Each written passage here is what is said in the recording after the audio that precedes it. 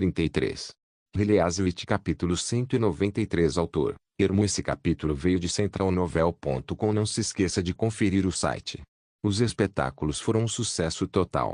Durante 2 semanas, a equipe de teatro apresentou Cinderela 3 vezes e muitas pessoas assistiram mais de uma vez. Na primeira apresentação, boa parte do público foi assistir devido à intensa propaganda e publicidade, mas as outras 2 tiveram um aumento considerável de público. Até mesmo alguns funcionários da prefeitura foram procurar a equipe de teatro para saber quando seria a próxima apresentação. Isso deixou Roland muito feliz. Todo mundo ficou completamente fascinado pela história. Na verdade, praticamente ninguém fez objeções perguntando por que uma bruxa ajudou Cinderela, ou coisas do tipo. No próximo mês, Roland iria fazer a estreia de O Conto do Galo à Meia-Noite, com um roteiro específico para os mais pobres. Ele não sabia exatamente como os servos reagiriam ao verem, na peça, as bruxas ajudando-os. Ele também estava feliz que o elenco tinha aceitado a existência das bruxas depois de se estabelecer em Vila Fronteiriça.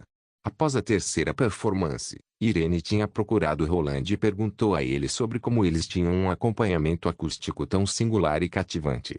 Roland decidiu contar a ela sobre Echo. Pelo que Rouxinol observou da névoa, embora Irene tenha ficado surpresa, ela não demonstrou nem raiva nem desgosto.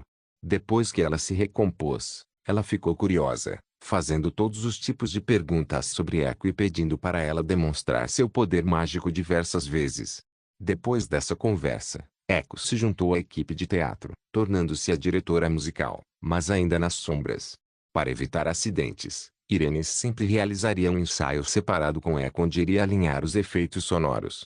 Tudo isso aconteceu sem o conhecimento do resto da equipe. Sem dúvida, a riqueza de efeitos sonoros iria alcançar um novo nível no próximo espetáculo. Além disso, outra coisa que deixou Roland muito feliz era que finalmente a era de água encanada tinha chegado no castelo. Uma grande torre de água tinha acabado de ser construída no jardim do castelo. A torre era triangular e feita de uma estrutura de ferro soldado. Uma caixa d'água feita de ferro de 3 metros de altura e 2 metros de diâmetro foi posta em cima da torre. Uma boia de caixa d'água foi instalada na caixa para ajustar o nível da água convenientemente. A torre foi soldada por Ana e, em seguida, Soraya fez um revestimento anti-ferrugem. Finalmente, Beija-Flor reduziu drasticamente o peso, de modo que a caixa d'água pôde ser erguida sobre uma base de cimento recém-feita. Devido à altura do castelo, a torre de água no quintal possuía em torno de 12 metros e estava em um nível maior do que o nível do Rio Vermelho, praticamente na mesma altura que o topo do castelo. Com a intenção de prevenir o colapso da torre, Roland ainda colocou um muro em volta, integrando a torre de água com o castelo em uma única estrutura. Um motor a vapor foi instalado fora do quintal e estava sendo usado para trazer a água da fonte para a torre. A água vinha do poço no quintal do castelo. Esta já era a terceira geração do motor a vapor. A principal melhoria nesta versão é a alta redução da poluição sonora. Cada junta do motor a vapor foi vedada. Soraya quem criou cada uma destas juntas, que eram azuis da cor do céu. As juntas eram leves e suaves, mas resistentes, e diminuíam consideravelmente o barulho feito pelo motor. O interior do cilindro, bem como os lados dos êmbolos, tinham a cor verde como a grama. Estas peças evitavam o vazamento e aumentavam a eficiência. Todos os componentes do motor a vapor que eram propensos a tremores, tais como o tubo de escape, foram substituídos com mangueiras revestidas pela magia de Soraya. A fim de proteger o motor a vapor da chuva e do sol e para isolar ainda mais o ruído, Roland criou um pequeno espaço para instalá-los. As paredes deste quarto foram revestidas com uma pintura como um favo de mel, feito por Soraya, pois o material poroso absorvia melhor o som. Os resultados dos testes mostraram que mesmo quando a máquina funcionava durante a noite, o som ainda era baixinho e não acordava ninguém no castelo. No entanto, a tentativa de Roland para fazer o motor a vapor funcionar automaticamente foi um fracasso. Ele tinha pensado que uma bola aérea controlada pelo motor a vapor poderia abrir e fechar uma caixa de madeira. Quando a pressão do vapor fosse reduzida, a bola seria deslocada e abriria uma portinha, empurrando lenha da caixa de armazenamento para dentro do forno. No entanto, ele teve que ampliar o controlador de velocidade para que a bola fosse capaz de mover as lenhas com seu próprio peso. Depois de pensar um pouco, Roland achou melhor desistir. Se a caixa de madeira estivesse cheia de lenha, era melhor ter uma pessoa mesmo para gerenciar. Além disso, de qualquer forma, Alguém teria que encher a torre de água uma vez por dia. Então, o último passo foi a instalação de tubulações de água no castelo, que incluía torneiras, chuveiros, canos e a instalação de seus respectivos tubos de drenagem. O castelo não era como os edifícios de tijolos recém-construídos em pequenos bairros onde o local da tubulação já tivesse sido deixado pronto.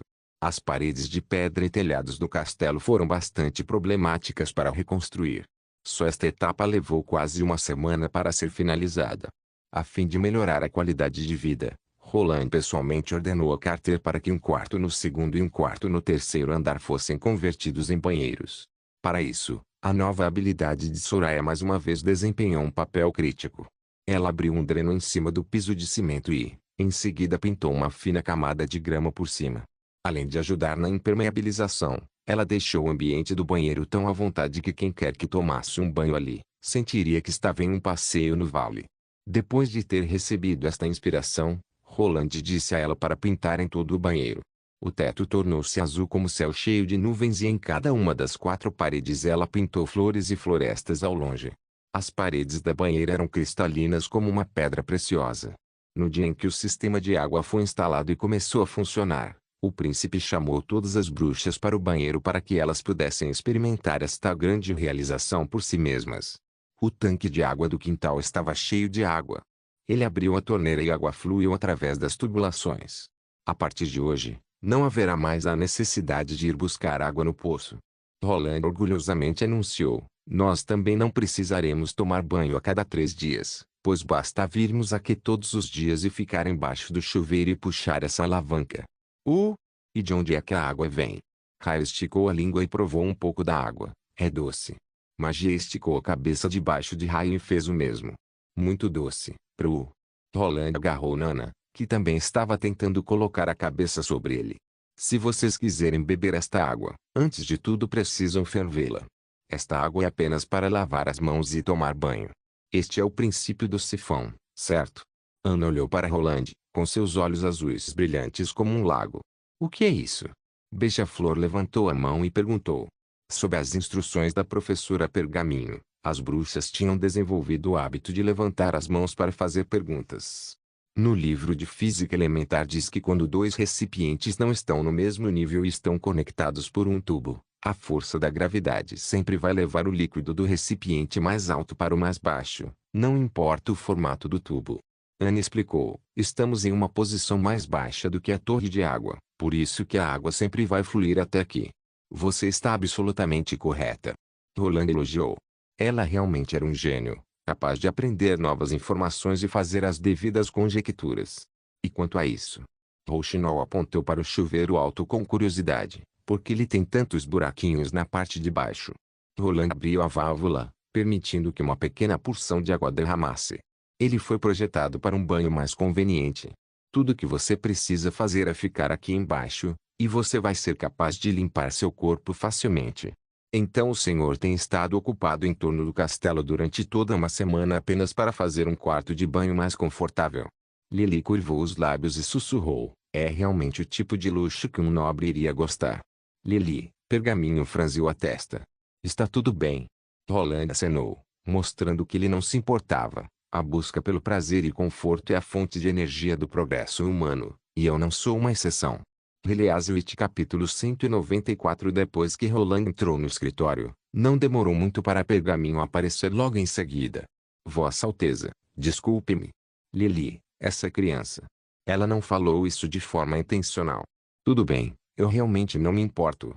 Roland sorriu. Ela é só uma menina. Só o senhor mesmo para ser tão tolerante conosco. Pergaminho suspirou. Ela não era assim no início, mas ela acabou não confiando em mais ninguém depois de ter sido enganada. Foi antes de se juntar à associação? Roland perguntou. Eu me lembro de que ela se juntou a vocês há 1 ano. Na verdade, eu a encontrei na periferia de Cidade Carmesim. Pergaminho disse. O senhor sabe que eu sou capaz de sentir existência de poder mágico e quanto mais perto eu estiver à fonte, mais forte será o sentimento. Eu não posso ver a forma e a cor do poder mágico como Rouxinol, mas eu ainda posso senti-lo o suficiente para descobrir novas bruxas. Para poder usar minha habilidade da melhor forma, eu sempre me vestia como uma senhora nobre que estava buscando adotar uma criança, E eu gostava de caminhar pelos orfanatos e asilos das cidades, para tentar encontrar qualquer irmã que pudesse ter despertado. Ela fez uma pausa. Naquela época, eu achei Lily confinada em um asilo remoto e fui rejeitada quando pedi para adotá-la. O senhor que dirigiu o asilo me disse que eles só vendem mulheres depois de estarem totalmente crescidas. Por quê? Roland perguntou confuso. Será que isso poderia estar relacionado ao fato de que o período que uma bruxa desperta é exatamente antes da idade adulta? Nós também achamos tudo isso muito suspeito. Então, Rouxinol entrou no asilo sorrateiramente e olhou nos livros de contabilidade, registros e outras informações relacionadas. Felizmente, o asilo era longe da cidade, por isso fomos capazes de fazer tudo isso a tempo. E por que vocês não trouxeram Lily junto? Não teria sido difícil com a ajuda de Rouxinol. De fato, não teria sido difícil. Pergaminho assentiu, não havia pedras da retaliação divina no asilo, com exceção de uma que o próprio senhor do local usava. Infelizmente, nós não nos sentimos capazes de fazer isso desde o incidente anterior. Qual incidente? Príncipe Roland colocou um pouco de chá para Pergaminho. Obrigada. Ela pegou a xícara. Sempre que encontrávamos uma bruxa nessas condições, nós tentávamos retirá-la à força. Mas ocorreu um mal-entendido no condado de Ventomar que acabou mudando o nosso método. Uma bruxa recém-desperta foi pega de surpresa e nos atacou, pensando que fôssemos inimigas. Ela foi levada até a Associação Cooperativa das Bruxas e se recusou a ouvir qualquer explicação. O problema só foi resolvido depois que ela acabou matando duas irmãs e Cara foi obrigada a usar sua serpente morte para matá-la. Depois do ocorrido, nós sempre observaríamos cuidadosamente as bruxas para determinarmos a situação e somente após isso, agiríamos. Se a igreja estivesse em nosso encalço, nós desistiríamos. Então quer dizer que o encontro entre Rouxinol e Wendy não foi um acidente? Não, não foi. Pergaminho tomou um gole de chá e balançou a cabeça com um sorriso. Entre o momento em que nós a descobrimos e o encontro dela com Wendy, mais ou menos um mês havia passado. Durante esse tempo, nós recrutamos outras irmãs também, Rubia e Augury. Os olhos de Pergaminho estavam solenes ao se lembrar disso. Infelizmente, elas acabaram sendo enterradas na floresta. Como eu gostaria que elas tivessem aceitado prontamente o convite para vir até Vila Fronteiriça. Se aquelas 40 e tantas bruxas tivessem vindo até a vila, todos nós já estaríamos vivendo uma vida na era moderna agora. Roland pensou enquanto sentia pena das outras bruxas que morreram. Mas não vamos mais falar disso. Pergaminho respirou profundamente e mudou de assunto. Vamos falar sobre Lily. Depois que rastreamos as informações do asilo, nós começamos a espionar o senhor do asilo e fizemos descobertas surpreendentes. Esta pequena casa de campo não foi criada para ser um asilo real ou para triagem de bruxas. Então foi criada para quê? Para satisfazer os desejos egoístas do Lorde. Pergaminho, que sempre era bem educada, se tornou um pouco sombria ao falar isso. O Lorde visitava a periferia da cidade Carmesim todas as semanas e recolhia as meninas de rua. Ele iria mentir para elas, fingindo ser uma espécie de nobre caridoso que abriu um asilo no subúrbio. Ele dizia para elas que se viessem junto com ele, algumas mulheres bem vestidas da nobreza viriam até o asilo e iriam adotá-las. Elas não precisariam se preocupar com comida ou roupas, caso fosse com ele. Mesmo que nem todas as garotas acreditassem nessa conversa fiada, ao longo das décadas, centenas de garotas caíram nesse conto do vigário. Tudo isso? Roland franziu o senho. Mas, você disse que o asilo não era muito grande. Centenas delas, hoje, são só nomes no registro, pois a maioria delas já estão mortas. Ela disse suavemente. Ele só tinha encontrado 3 bruxas nos últimos 10 anos e elas foram todas vendidas para a igreja. As meninas mais bonitas eram vestidas com os melhores vestidos e vendidas como prostitutas para homens ricos. Já as que não possuíam lar ou não eram desejadas por nenhum dos compradores, eram mortas na floresta atrás do asilo. De repente, Roland sentiu seu coração palpitar e sua garganta apertada, ficando sem palavras, ao mesmo tempo em que sentiu uma mão delicadamente descansando em seu ombro, atrás dele. As chances de uma garota despertar não são altas. Com base nos registros no livro de contabilidade, durante todo esse tempo, ele só ganhou cerca de 20 peças de ouro, descontando as despesas do asilo. Cerca de 300 meninas morreram por apenas 20 peças de ouro, deixando aquela quantidade de covas e corpos para trás. Cara perguntou por que ele tinha feito isso durante o seu interrogatório e ele respondeu que não era sobre dinheiro, mas sim para alimentar os seus desejos. Além disso, ele só venderia as mulheres já adultas, pois uma bruxa valeria muito mais do que uma mulher comum. Ele fez tudo isso para saborear o poder de um rei, o poder de decidir quem morre e quem vive, além de se aproveitar livremente de garotas sem teto para satisfazer seus desejos. Ao ouvir isso, em um assalto de raiva, Cara matou e nós libertamos as garotas. Em vez de gratidão, elas agiram como se tivéssemos arrancado a chance delas de se tornar um membro da aristocracia, uma nobre. Lily também se sentia como a maioria das garotas, até que Cara levou para o bosque atrás do asilo. Lá ela viu suas amigas, as garotas de sorte que tinham sido adotadas por famílias nobres há um mês atrás. Ao presenciar tal cena e as miríades de covas, Lily sentiu uma enorme repulsa, chorando tanto que acabou desmaiando nos braços de Cara. Quando acordou, ela ficou tão aturdida que já não havia mais luz em seus olhos. Depois disso, ela lentamente se recuperou sob os cuidados de Wendy. Agora ela está cautelosa, vigilante e cheia de desconfiança em relação a qualquer nobre. No entanto, eu acredito que se há alguém que pode melhorar sua perspectiva, esse alguém é o Senhor. Entendi. Depois de experimentar um evento traumático, deve ser difícil para ela acreditar e animar-se novamente. Roland, emocionalmente, pensou consigo mesmo. Pergaminho pegou a chaleira para encher ambas as xícaras. Ela ficou em silêncio por um longo tempo antes de dizer: Vossa Alteza, eu tenho uma pergunta a fazer. Sim, qual pergunta? Roland respondeu atordoado, notando o comportamento sério de Pergaminho. Rouxinol, você está aqui? Sim. Rouxinol se revelou. Você quer que eu saia? Não. De qualquer maneira, você já sabe sobre isso.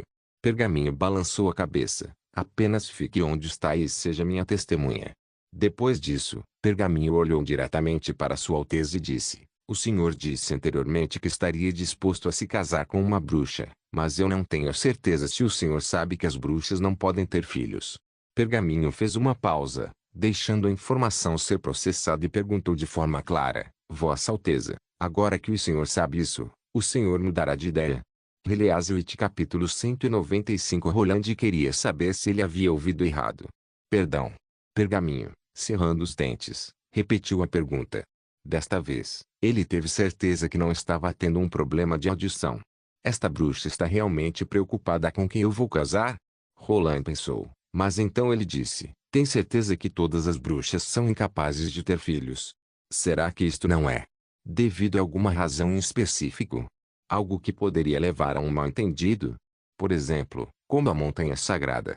Espero que sim. Pergaminho disse com um suspiro. Infelizmente, não há nenhum registro escrito de uma bruxa que sequer tenha conseguido engravidar, e existem diversos exemplos que podem confirmar esta hipótese. Quer se trate de uma relação normal ou tomada à força, nenhuma bruxa na Associação Cooperativa das Bruxas ou em qualquer outro grupo de bruxas conhecido conseguiu engravidar. Isolamento reprodutivo foi o termo que surgiu na mente de Roland. Será que as bruxas evoluíram para uma próxima etapa na evolução humana e isso acabou impedindo-as de se reproduzir com a geração anterior? Ou talvez isso seja provocado pelo poder mágico que é armazenado em seus corpos. No entanto, agora não é o momento certo para especular. O problema agora é a influência que essa informação terá após ser disseminada. Será que isso vai cercear a ideia de alguém querer casar com uma bruxa? Roland pensou imediatamente em Ana. Apesar de que seria uma pena se ele não pudesse ter filhos com Ana, a base para o amor de Roland para todos os seus filhos seria decorrente de seu amor inicial por Ana, e este amor não iria diminuir se eles não pudessem ter filhos. Sem mencionar que, como uma pessoa com uma alma moderna, ter um filho ou uma filha não era tão importante como nas gerações passadas. Como uma entidade individual, ele não tomaria seus possíveis descendentes como uma continuação de sua vida. Os filhos não poderiam herdar as memórias e reflexões dos pais, sendo seres humanos totalmente independentes. Por isso, Roland aceitaria completamente uma bruxa, mesmo que ela não pudesse lhe dar nenhum descendente. Neste caso, o único verdadeiro problema seria a criação de um herdeiro. No entanto, olhando para a história antiga de seu velho mundo, isto também não seria um problema. Roland só precisaria estabelecer um império que não necessitasse de um descendente, e para conseguir este feito, ele tinha algumas opções, mas ele poderia considerar com muito cuidado agora e decidir depois. Roland ficou surpreso ao descobrir que era realmente uma notícia muito boa, no geral. Ele estava pensando em como ele poderia criar uma estrutura social que incluísse as bruxas e as pessoas comuns, de forma que ambas coexistissem pacificamente e trabalhassem em conjunto. Ele estava pensando nisso desde que ele teve essa conversa à tarde da noite com Rouxinol. No entanto, ele sabia que as bruxas e suas futuras gerações ainda seriam capazes de formar grupos poderosos, mesmo com o desenvolvimento da Pedra da Retaliação Divina. Esta pedra não iria diminuir a grande vantagem que existe entre as habilidades das bruxas e as de pessoas comuns. Mesmo com as novas tecnologias em desenvolvimento, a inteligência superior das bruxas ainda lhes daria uma vantagem considerável. Mas agora ele sabia que as bruxas não poderiam procriar. Esse deve ter sido um dos principais fatores que preveniu a formação de organizações familiares de bruxas e contribuiu para o aumento da população de pessoas comuns, comparada com as bruxas. Este pensamento lhe deu esperança de que ambas as partes poderiam progredir lado a lado, ao mesmo tempo. Talvez Roland já estivesse pensando por tanto tempo, que Rouxinol não se segurou mais e agarrou seu braço. Após voltar a si, Roland acariciou a mão de Rouxinol, que ainda estava em seu ombro, e depois de limpar sua garganta, ele disse: "Eu pensava assim antes e eu ainda penso agora." Pergaminho ficou atordoada momentaneamente. O que? A mão sobre o braço de Roland de repente o agarrou com mais força. Vendo tal cena, Roland começou a rir. Antes, era ele quem tinha pensado ter ouvido errado, mas agora parece que as bruxas estavam pensando que ouviram mal. Ele tossiu e repetiu de novo: "Sim, eu ainda estou disposto a me casar com uma bruxa." Pergaminho saiu do escritório com uma expressão estranha no rosto, como se estivesse satisfeita e ao mesmo tempo não estivesse, ainda um pouco triste e confusa com o que Roland disse. Depois que Roland viu Pergaminho sair assim, ele se virou e perguntou para Rouxinol que estava de pé ao lado dele: "Ela está bem?" Rouxinol não respondeu, mas olhou para Roland com um sorriso em resposta. O sol do lado de fora da janela estava iluminando o escritório e deixando seu rosto e cabelos lisos brilhando de forma encantadora. "Bem," Roland olhou para longe "eu vou entender isso como um sinal de que vocês duas estão bem e de bom humor." Em seguida, eles ouviram uma batida vindo da porta do escritório. "Vossa Alteza, um cavaleiro de forte cancioneiro está aqui. Ele diz que tem algumas informações para o senhor. Leve-o até o salão que irei para lá." Quando o príncipe entrou no salão, o cavaleiro que estava esperando se aproximou e ajoelhou-se em um joelho. "Lord Petrov me enviou para informar que Timothy Wimbledon enviou uma delegação e um emissário e eles já chegaram em Forte Cancioneiro." "Delegação?" Roland murmurou. "Enquantos eles são?" "Cerca de 50 pessoas. Parece ser uma equipe de persuasão." Roland pensou: "Para mim será inútil se eles vieram apenas para serem diplomáticos." Roland, então, perguntou: "Quando eles chegaram?" "Ontem à tarde." O cavaleiro respondeu em voz baixa: "Lord Petrov me ordenou para informá-lo o mais rápido possível. Ele só levou um dia para chegar e provavelmente cavalgou durante a noite toda sob a luz das tochas." Roland pensou: "Você deve estar cansado. Bem, primeiro tenha um bom descanso e uma boa noite de sono antes de voltar." Roland olhou para sua guarda e ordenou: "Recompense o cavaleiro com uma peça de ouro e leve-o até a estalagem." Após o cavaleiro sair, Roland queria ignorar o assunto, já que uma equipe de 50 pessoas não seria uma ameaça para a vila e, provavelmente, seria apenas um show para persuadi-lo. Se esse fosse o caso, ele deixaria apenas o líder entrar na vila para negociar. No entanto, Petrov estava levando isso a sério, por isso seria melhor para Roland acompanhar o paradeiro dessa delegação. Depois de pensar sobre isso, Roland convocou Raio e Magie. Ele pediu para elas voarem juntas até Forte Cancioneiro e saber como estava a situação. Depois de apenas 2 horas, as bruxas já haviam completado sua tarefa de investigação e voltado para o castelo. Nada foi descoberto. Raio relatou: "Não havia um exército de 50 cavaleiros ao longo do caminho. Na verdade, nem mesmo um único cavaleiro foi encontrado." "Nem mesmo um único," Magie confirmou. "Parece que eles precisaram parar para se divertir e relaxar seus corpos cansados após a longa viagem até o forte." Roland pensou. Então, ele disse a elas: "Eu quero que vocês duas continuem investigando a situação uma vez por dia até que a delegação chegue próximo à vila. Além disso, como está o progresso do mapa?" "Nós colocamos uns 100 pedaços juntos e quase enchemos o quarto da Soraya." Raio disse: "Ela já colocou o mapa no quintal. O senhor gostaria de dar uma olhada?" "Claro." Roland disse com um sorriso.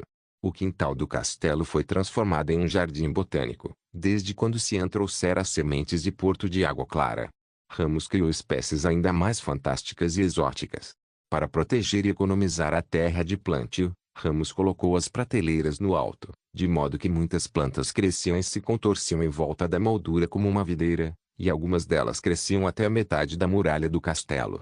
Essa foi a razão pela qual a muralha atrás do castelo estava repleta de uvas, maçãs, trigo e cana-de-açúcar, e sempre que as bruxas tinham algum tempo livre, elas se reuniam no quintal e pegavam algumas frutas e cana-de-açúcar da parede para comer. Infelizmente, essas culturas só podiam crescer com a ajuda da magia de Ramos e, com isso, só podiam ser consideradas como um teste mal-sucedido. O mapa estava no meio do quintal, e possuía de 5 a 6 metros quadrados, composto de várias peças de pergaminho que haviam sido colocadas juntas. Aqui, Raio segurou a cintura de Roland com um braço e eles lentamente flutuaram acima do mapa. O senhor consegue ver o quadrado cinza-marrom do tamanho da palma da mão. A partir de uma perspectiva aérea, Vila Fronteiriça se parece com isso. O lugar de cor azul ao leste-sul. Seria o oceano? Sim, no entanto, seria preciso atravessar uma montanha para alcançá-lo. Roland estava um pouco preocupado. Ele poderia considerar com uma certa margem de erro que as terras selvagens possuíam um tamanho 10 vezes maior do que o reino de Castelo Cinza. No entanto, ele não esperava que a região oeste fosse tão pequena depois de contemplar o mapa todo construído. Castelo Cinza foi construído no meio e fronteiras criadas por barreiras naturais, como a cordilheira intransponível na frente e o oceano atrás. Não só a região oeste. Ele preencheu as partes inacabadas em sua mente, usando a cordilheira intransponível como referência, pois dividia o continente como uma grande muralha. O reino de Castelo Cinza e até mesmo todo o continente seria apenas um pequeno pedaço de terra atrás da muralha. Release-It capítulo 196. Le Mans e os outros cavalgaram pelas ruas de Forte Cancioneiro. Os moradores da cidade se esconderam em suas casas com as portas fechadas. Não havia ninguém na rua e tudo se tornou um pouco abandonado após a guerra. Le Mans, como está o seu braço? O cavaleiro escudo Levin perguntou. Não é tão sério. Le Mans os deu de ombros. Pelo menos ainda posso me mover. Entretanto, bastava um menor movimento para fazer Le Mans cerrar as sobrancelhas. O ataque na noite passada foi muito bem sucedida. Havia apenas 20 soldados que guardavam o portão leste do forte, e eles não esperavam que o inimigo os atacasse de dentro da cidade. Embora o chifre tenha sido soprado, os reforços demoraram a menos 15 minutos para chegar. Os mercenários, que tinham tomado as pílulas, saltaram sobre o muro da cidade e mataram os soldados que estavam de vigia, um por um, e Le Mans abriu a porta da cidade, juntamente com os cavaleiros. Ele não percebeu que havia uma porta lateral ao lado da parede da cidade no escuro, e 2 soldados saíram pela porta, um dos quais saltou por cima de Le Mans com um martelo de ferro na mão. A fim de diminuir o poder de ataque do martelo, Le Mans tinha que interromper o ataque antes que o martelo chegasse à sua cintura e, sob tais circunstâncias, ele mal foi capaz de resistir ao ataque, colocando seu próprio braço direito na frente, e, ao mesmo tempo usou seu braço esquerdo, o qual estava segurando sua espada, para perfurar a cintura do inimigo. A força do impacto do martelo foi drasticamente diminuída quando Le Mans acertou o soldado inimigo, mas ainda assim foi forte o suficiente para amassar, visivelmente, a armadura que protegia seu braço. Le Mans não sentiu muita dor naquele momento, somente após conquistar o portão da cidade que ele percebeu que ele mal conseguia levantar o braço direito. Ele viu que seu antebraço estava bastante inchado depois de retirar a armadura. Eu espero que haja alguma erva que ajude a diminuir a dor na igreja. Levin disse, eles sempre possuem materiais estranhos e excêntricos. Tal como a pílula. Outro cavaleiro, Duane, aproximou-se e disse com um sorriso. Entre os 3 cavaleiros, durante o ataque à noite, 2 pessoas foram mortas e uma ficou gravemente ferida no acampamento. Atualmente ele está deitado em uma cama gemendo de dor. Provavelmente não vai durar até a próxima manhã. No geral, esta perda é aceitável. Le Mans pensou, agora que a milícia entrou na cidade, Forte Cancioneiro deve cair inteiramente em minhas mãos. Depois de um tempo, eles chegaram à entrada da igreja e já havia uma equipe de mais de 100 pessoas da milícia esperando seu comando. Todos olharam esperançosos quando viram Le Mans. Distribuam as pílulas para eles. Le Mans, logo depois que todos receberam suas pílulas, virou-se para desmontar do seu cavalo e caminhou, com a equipe, até as escadas em direção ao salão principal. Pare! Dois fiéis que estavam de prontidão vigiando o local gritaram. Armas não são permitidas no local sagrado. Levin puxou sua arma e a entregou com as duas mãos. Tudo bem. Vou lhe entregar agora, ok? De repente, no momento em que o fiel estava prestes a pegá-la, ele segurou o punho da espada e desferiu um golpe para cima. Ambos os braços do fiel caíram no chão. Antes que o crente pudesse gritar, o cavaleiro já tinha perfurado sua garganta com a ponta da espada. O apelido de Levin era Escudo. No entanto, esse apelido não fazia jus às suas habilidades rápidas com a espada. A garganta do outro fiel também foi cortada por Duane. Leman chutou a porta aberta e entrou na sala sem qualquer expressão. Quem é você? Um homem de meia idade vestindo um robe cerimonial azul e branco, caminhou em direção a eles. Vendo sangue na borda da espada, seu rosto não demonstrava medo algum. Como ousam invadir a igreja? Meus filhos, peguem eles. Leman zombou. A maioria das pessoas agora estavam se escondendo em suas casas e havia de 20 a 30 fiéis na igreja. Havia apenas um beco sem saída para eles ao encarar cavaleiros que já tinham lutado em centenas de guerras. Duane não esperou pela ordem de Leman. Ele sacou a espada com um sorriso furtivo e correu em direção aos fiéis. Os outros rapidamente se juntaram à guerra e a igreja de repente se tornou um caos. Olhando para a situação, o sacerdote em voz alta gritou: Meus filhos, tomem as pílulas e deixem que os deuses lhe deem o poder para derrotar a plebe. Timothy, Sua Majestade, estava certo e Leman ficou satisfeito. Haviam realmente pílulas ali. Os olhos dos fiéis ficaram vermelhos e veias azuis apareceram em seus rostos. Um ser humano comum poderia superar as limitações do corpo humano, tanto na força quanto na velocidade, e, quando o efeito das pílulas tomassem conta, eles se tornariam mais difíceis de lidar em lugares pequenos. Infelizmente, vocês não são os únicos que possuem estas pílulas. Leman pensou, vocês provarão do próprio poder. Milícia, avançar, ele gritou, enfrentem os inimigos. A milícia atrás dele tomou rapidamente as pílulas de duas cores e, depois de ouvir a ordem, foram em direção aos fiéis fanáticos. O sacerdote finalmente empalideceu e disse, por que você tem o medicamento sagrado? Leman andou em torno do grupo de pessoas de ambas as partes e se aproximou do sacerdote com uma espada na mão. Este é um presente da igreja. Se vocês não estivessem no caminho, Sua Majestade, Timothy, já estaria governando todo o reino de Castelo Cinza. Sua Majestade? O sacerdote olhou assustado para ele e disse, você é um enviado de Tim. Sua voz parou abruptamente e a espada na mão do cavaleiro já estava perfurando o coração em seu peito. Esta batalha, completamente desequilibrada, acabou e 20 fiéis foram mortos, com seus corpos deitados por todo o chão. Após a eficácia da pílula desaparecer, todos da milícia ficaram ofegantes e se sentaram ao lado dos cadáveres, satisfeitos e sem se preocupar com o sangue que continuava a fluir. Leman começou a notar que seu braço estava ficando cada vez mais pesado e seu último ataque foi o suficiente para ele sentir uma dor taciturna. Às vezes, ele também queria engolir a pílula de cor preta para ignorar a exaustão e a dor, mas ele sempre abandonava essa ideia quando contemplava a aparência das pessoas que tomavam estas pílulas. Leman conhecia profundamente os efeitos das duas pílulas vendidas pela igreja. Para uma pessoa saudável, as pílulas só tinham eficácia até a terceira vez. A primeira vez durava cerca de 15 minutos, e, em seguida, a duração iria tornar-se cada vez menor, causando dependência da mesma. Se nenhum medicamento fosse tomado por um longo período de tempo, o corpo iria enfraquecer, gradualmente, até a pessoa morrer. Sabendo disso, ele tinha unificado a milícia, fazendo-os tomar uma pílula, cada um, antes de partirem, para, consequentemente, seguirem seus comandos. O desejo das drogas iria transformar o agricultor mais fraco em uma besta sanguinária. Essa foi a segunda vez que as 100 pessoas tomaram as pílulas e elas tinham, apenas, um uso restante.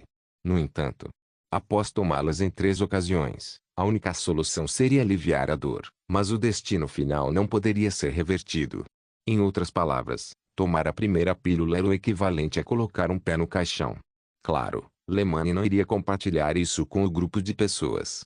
Não havia dúvida de que as pílulas de duas cores eram uma conspiração da igreja. Timothy, Sua Majestade, reconheceu claramente este ponto e proibiu os cavaleiros de tomá-las. No entanto, as pílulas também eram uma arma que iria unificar o reino, ou talvez Uma necessidade. Sua Majestade não seria capaz de derrotar Garcia Wimbledon sem as pílulas, pois ela mesma as possuía. Quando Sua Majestade mencionou pela primeira vez este assunto, Lehmann achou inacreditável, pois ele não foi capaz de entender o porquê da Igreja apoiar ambos, os de sangue real, para lutar pelo trono. No entanto, uma série de infortúnios o fez ficar cada vez mais de acordo com o julgamento de Sua Majestade.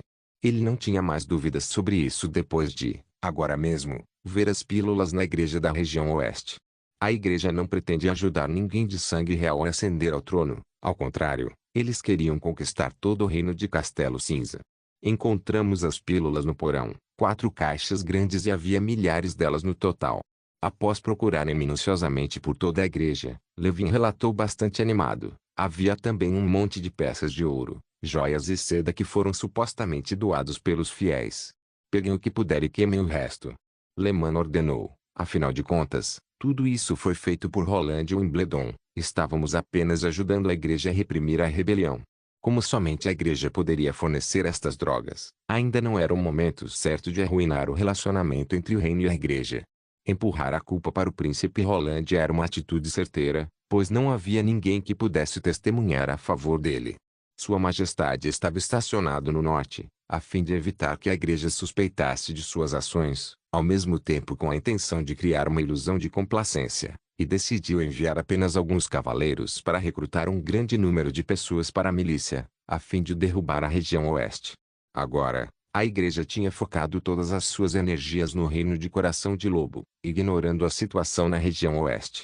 Portanto, era necessário unificar o reino de Castelo Cinza o mais rápido possível a fim de estabelecer a força necessária para possibilitar o ataque final de Timothy contra a igreja.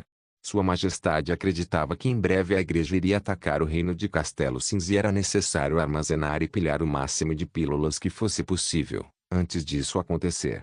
Ao mesmo tempo, ele ordenou a oficina alquímica da cidade real de Castelo Cinza para estudar a composição das drogas e imitá-lo o mais rápido possível. Agora que eles tinham as pílulas na mão, o passo final da tarefa era eliminar completamente Roland Wimbledon. Heleazwit capítulo 197. Na manhã seguinte, após Raio encontrá-los em sua patrulha de rotina, Roland soube que havia um enorme pelotão de soldados e cavalos avançando lentamente em direção à vila fronteiriça. O quê? Mais de 1000? Roland ficou assustado. Você não disse antes que era uma delegação de 50. Ele pensou. Magia acrescentou. No entanto, só 6 deles estão montados em cavalos. Nesse caso, como são as roupas e as armas? Daqueles que estão andando a pé? São roupas normais. A maioria deles nem sequer tem armadura, e eles estão vestindo roupas de linho comum. Raio disse. Já as armas deles são diferentes. No entanto, existem centenas deles na retaguarda carregando lanças. Esse tipo de equipamento de baixa qualidade, será que eles são civis ou servos que foram recrutados à força? Roland pensou. Durante esta era, não havia nenhum tipo de treinamento militar especializado, e era exatamente por essa razão que a milícia geralmente só possuía a função de logística, transportando comida e os outros suprimentos para os cavaleiros. Além disso, algumas vezes eles também eram utilizados como bucha de canhão, a fim de esgotar as flechas dos inimigos. Se Timothy quer usar força militar para lidar comigo, então deve ser praticamente certo que ele já esteja sabendo da batalha entre Vila Fronteiriça e Forte Cancioneiro. Roland pensou. Naquela batalha, o exército do Duque Rian, de mais de 200 cavaleiros, nem sequer chegaram a pisar na fronteira da vila, sem mencionar o bando de mercenários que correram por suas vidas. Conhecendo o processo e os resultados dessa batalha e ainda querendo atacar Vila Fronteiriça, a única situação plausível é que Timothy tenha confiança de que eles são capazes de quebrar a linha defensiva de tiro. Roland só conseguia pensar nas pílulas da igreja. No último encontro com o sacerdote da igreja no forte, ele adivinhou que a igreja estava apoiando todos os candidatos ao trono. Entretanto, a situação seria diferente se essas pessoas possuíssem pílulas. Estas pílulas poderiam aumentar a velocidade de reação e de movimento de um ser humano, tornando-os mais rápido que cavalos por um espaço de tempo, além de torná-los mais resistentes à dor. Isso significa que a artilharia teria que enfrentar mais de 1000 cavaleiros. Isso traria perdas para o primeiro exército, mesmo se apenas uma dessas pessoas, sob o efeito da pílula, chegasse à linha de defesa. Felizmente, o primeiro exército não era mais o exército de 2 meses atrás. Embora houvessem apenas cerca de 100 fuzis de repetição modificados, o poder de fogo destas novas armas era muito maior do que as antigas pistolas de pederneira, especialmente depois que Roland providenciou aos artilheiros um tipo de carregador especial de munição. Assim que entrar no alcance de 300 metros, o inimigo sofrerá uma onda de ataques. Além do mais, após a batalha contra o forte, a artilheira também foi expandida. Agora, nós temos 20 grupos e cada um deles possui uma versão modificada do canhão de 5 kg com o dobro de alcance efetivo, o que equivale a mais de 1 km. No entanto, outra questão veio à mente de Roland. Você viu se aqueles que estavam a pé, por acaso, estavam usando alguma pedra da retaliação divina? Eu não fiquei muito perto deles. Raio apontou para a magia e disse, mas magia pode ver muito melhor depois de se transformar em uma águia. Não vi nenhuma pedra, mas ela poderia estar escondida por debaixo da roupa. Magia disse balançando a cabeça. Nesse caso, Roland ponderou e disse, então, que tal você levar Rochinol com você? Se não me engano, você pode carregar uma pessoa enquanto voa a 10 metros de altura, certo? Vocês seguem o curso do Rio Vermelho, estando magia responsável por verificar a existência de navios no rio, voando na frente e guarda. Rochinol, você entra na névoa com raio e, quando estiver próximo o suficiente do inimigo, os observará à distância. Veja se as tropas estão usando alguma pedra da retaliação divina. Entretanto, sem minha permissão, vocês não podem atacar. Sim, Rochinol e Raio disseram em uníssono. Quando as 3 bruxas estavam prestes a partir, Roland as impediu e disse, lembre-se, segurança em primeiro lugar. Protejam-se. Sem problemas. Rochinol piscou os olhos e sorriu. Roland estava se sentindo um pouco desconfortável depois que as bruxas saíram. Isso não foi praticamente uma declaração de guerra. Roland pensou. Além disso, ele notou que acabou cometendo um grande erro, pois ele tinha pouco controle em relação ao que ocorria em Forte Cancioneiro, e se não fosse pelo pombo-correio que Petrov enviou, ele provavelmente só iria notar a situação quando o inimigo estivesse batendo na porta. Se isso ocorresse, seria difícil para o primeiro exército reverter a situação, uma vez que eles estariam batalhando pelas ruas da vila. Eu ainda sou jovem e ingênuo demais. Roland pensou, depois dessa guerra, isto vai ter que mudar. Vou ter que melhorar nosso sistema de inteligência e Petrov também deverá fazer parte de minha própria equipe. O príncipe Roland estava inquieto sentado na frente da mesa, e até mesmo perdeu o apetite. Somente depois que Raio voltou para o seu quarto com Rochinol nas costas, é que ele ficou um pouco mais aliviado. Magia fechou suas asas e pousou nos ombros de Rochinol, dizendo em voz alta, sem pedras, sem pedras, nenhuma pedra da retaliação divina. A maioria deles não possui. Rochinol tirou o capuz e seu cabelo loiro caiu. Eu observei tanto na parte da frente quanto na parte de trás das tropas.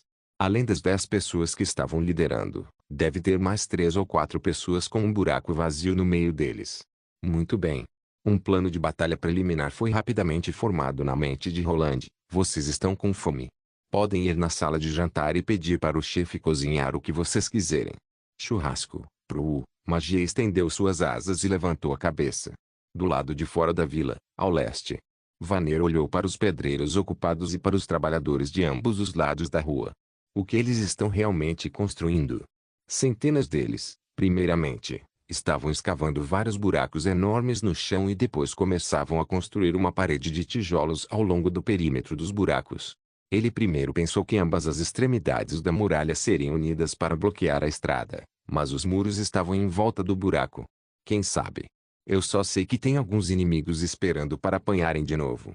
Jope disse animado, enquanto arrumava o carrinho do canhão. Realmente. Vanner pensou, depois que derrotamos a coalizão do Duque Rian, o príncipe Roland, Sua Alteza, condecorou a cada um de nós do grupo de artilharia com um emblema de bronze. Não, não é esse o nome, o certo é medalha. Na parte da frente da medalha estava desenhado a muralha de Forte Cancioneiro e atrás da medalha estava esculpido o ano e as façanhas militares. Foi primorosamente feita e deixou o esquadrão de fuzileiros morrendo de inveja.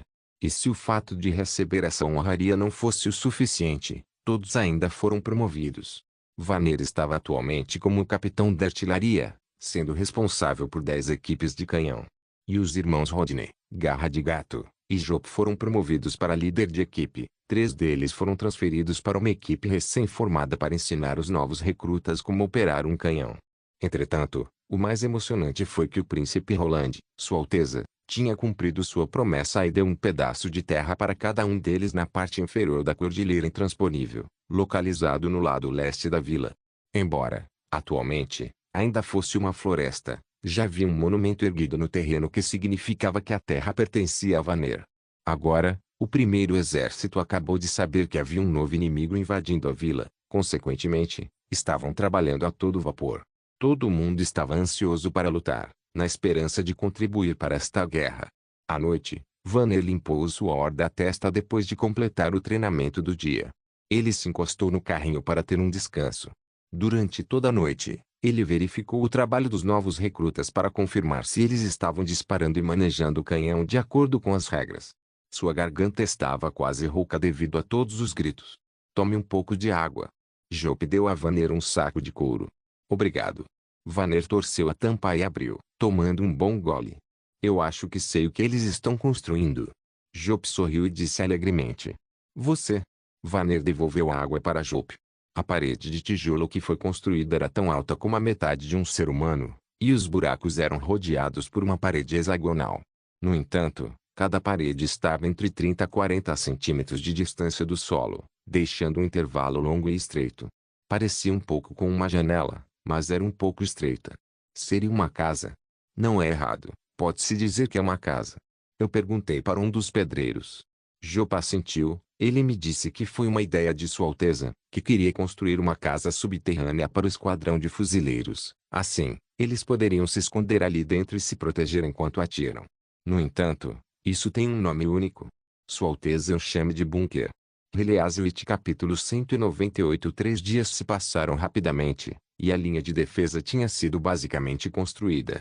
Roland parou na plataforma elevada por trás do campo de batalha, a fim de inspirar todos os soldados do primeiro exército como se ele realmente estivesse no campo de batalha, exatamente como aconteceu nos meses dos demônios, enfrentando as bestas demoníacas.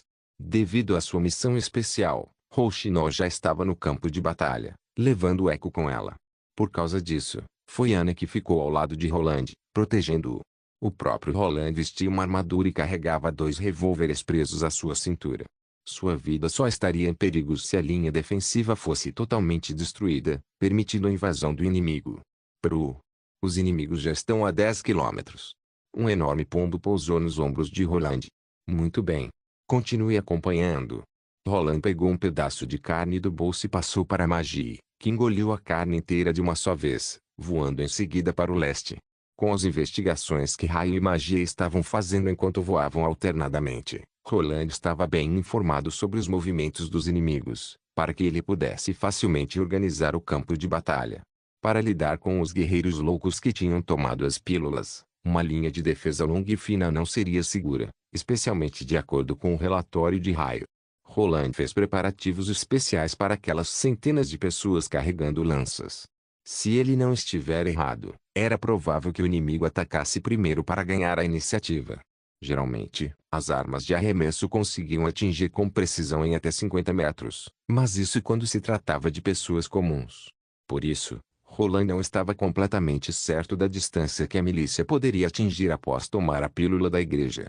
Assim que os inimigos chegassem na linha de 100 metros, eles poderiam ameaçar o esquadrão de fuzileiros. Então, ele escolheu construir uma certa quantidade de bunkers e aprimorar as táticas defensivas, estabelecendo uma linha de defesa intransponível, com paredes cobrindo o buraco e pistolas de pederneira bloqueando as estradas. Como Roland possuía cimento suficiente, era mais fácil e rápido construir bunkers do que construir muralhas. Embora os bunkers monolíticos fossem um pouco frágeis em sua estrutura, para milícias sem equipamento pesado de cerco, era uma fortificação indestrutível. Os 10 bunkers estavam dispostos em um formato de diamante em ambos os lados da estrada para formar um fogo cruzado. Cada bunker estava equipado com 24 soldados, metade dos quais eram veteranos, e a outra metade sendo recrutas. Os veteranos qualificados estavam responsáveis por atirar, enquanto os recrutas estavam responsáveis por recarregar a munição. Soraya também pintou uma camuflagem óptica nos bunkers. De longe, Uma pessoa em pé praticamente não conseguiria identificar o bunker no meio floresta. Na retaguarda estava a artilharia, com 20 canhões alinhados. A ordem de disparo era o mesmo que o anterior, com os ângulos dos canhões ajustados e a munição correspondente carregada de acordo com as instruções de raio. Havia também uma força de emergência próxima do local onde as munições dos canhões estavam, com cerca de 100 pessoas equipadas com pistolas de pederneira, com o objetivo de proteger a retaguarda da equipe de artilharia e Sua Alteza. Olhando para os soldados com moral elevado, Roland ficou um pouco emocionado. Inicialmente o exército era fraco e frágil, e as pessoas se juntavam ao mesmo pela recompensa de alguns ovos, mas logo depois de receber o batismo dos meses dos demônios e da batalha contra o Duque Rian, eles agora estavam lado a lado, orgulhosamente carregando em seus ombros a responsabilidade de defender os seus lares. Vossa Alteza, os inimigos estão a apenas 2 quilômetros de distância. Raio voou de volta para relatar a situação. Tudo bem, é hora de magia monitorar. Você pode enviar o sinal para a artilharia na floresta. Roland balançou a cabeça e voltou-se para o cavaleiro-chefe dizendo, comande aos soldados do primeiro exército a seguinte ordem, estejam em suas posições e se preparem para recepcionar os inimigos. Sim, Carter saudou. Le Mans sentiu que sua mão estava ficando mais pesada. 2 dias atrás, ainda havia uma dor ardente em sua mão, mas ele quase não conseguia mais senti-la. Ele não conseguia mais colocar a armadura nesse braço inchado, e havia uma marca vermelha e preta deixada na parte que foi atingida pelo martelo. A pele parecia estar com uma camada de óleo brilhante, quase transparente. O osso deve estar quebrado. Le Mans pensou, se eu não tratar logo, eu vou acabar perdendo meu braço. Os analgésicos que encontramos na igreja estão conseguindo aliviar um pouco a dor, mas não podem regenerar um osso quebrado. Ele decidiu esperar até o final desta batalha para, então, voltar imediatamente até a cidade real de Castelo Cinza, onde poderia encontrar os melhores apotecários e alquimistas de todo o reino de Castelo Cinza. Eles com certeza devem ser capazes de curar esta maldita ferida interna, Le Mans pensou. Se Le Mans, e o seu braço está bem? Levin perguntou ansiosamente. Ela só está com essa aparência ruim. Ele fingiu estar indiferente. Além do mais, o ataque à vila fronteiriça não precisa de nós. Nós só precisamos observar a situação de longe. Espero que a dor em seu braço não o deixe zonzo. Duane riu. Como você planeja atacar a vila? Le Mans fez uma careta percebendo o tom de Duane, mas agora não era o momento para se preocupar com coisas triviais. De acordo com as informações que obtemos dos aristocratas das famílias Lobialce, Vila Fronteiriça confia principalmente nas armas de longa distância para conter os cavaleiros. Esta arma é capaz de atacar antes mesmo dos cavaleiros acelerarem, de modo que na última batalha eles foram pegos pelo fogo, seguido de um barulho alto, semelhante a uma grande balestra. Além disso, o projétil era muito mais rápido do que um virote de uma besta. Em outras palavras, embora seja uma arma poderosa, elas não são capazes de disparar continuamente, certo? Levin rapidamente compreendeu as entrelinhas e captou o ponto. Sim, quanto mais rápidos nos aproximarmos, menos seremos atacados. Le Mans assentiu, até onde eu sei, o número de pessoas também é fundamental. Os cavaleiros do Duque Rian e os cavaleiros alistados pelos nobres, não chegavam nem mesmo a 200 pessoas, e eles estavam a um passo de romper a linha defensiva. Com nossas 1.500 pessoas, a velocidade desses idiotas após tomar a pílula é tão rápida quanto a de um cavalo. Por isso, os resultados serão completamente diferentes da última vez, ou isso tudo nem irá acontecer. Duane discordou. Roland Wimbledon ainda pode estar esperando no castelo pela visita do emissário da delegação, e nós só precisamos ir até lá e cortar sua cabeça. Não, ele já sabe sobre nós. Le Mans disse, você não percebeu que não houve nenhuma caravana nestes últimos 3 dias? O fato dos comerciantes de Forte Cancioneiro, ao ver nossa unidade, escolher ou ficar ou voltar, não é estranho. Mas ainda assim, é anormal que nenhuma caravana venha da vila, o que mostra que o príncipe bloqueou a fronteira. Agora você entende o porquê de Sua Majestade escolher Le Mans como o capitão, e não você? Levin riu. Tudo bem, parece que o seu cérebro ainda está funcionando direito. Duane deu de ombros. Desta forma, em vez de matar apenas o príncipe, matar aqueles que ousaram desafiar Sua Majestade será mais interessante. Le Mans, há soldados e cavalos de vila fronteiriça na frente. O cavalheiro que era responsável pela investigação relatou. Vamos dar uma olhada. Le Mans fez seu cavalo acelerar. Naquele momento, o contorno do castelo estava ligeiramente visível. No final da estrada, havia uma sombra se movendo. Ele tirou o telescópio para observar cuidadosamente a linha de defesa dos inimigos.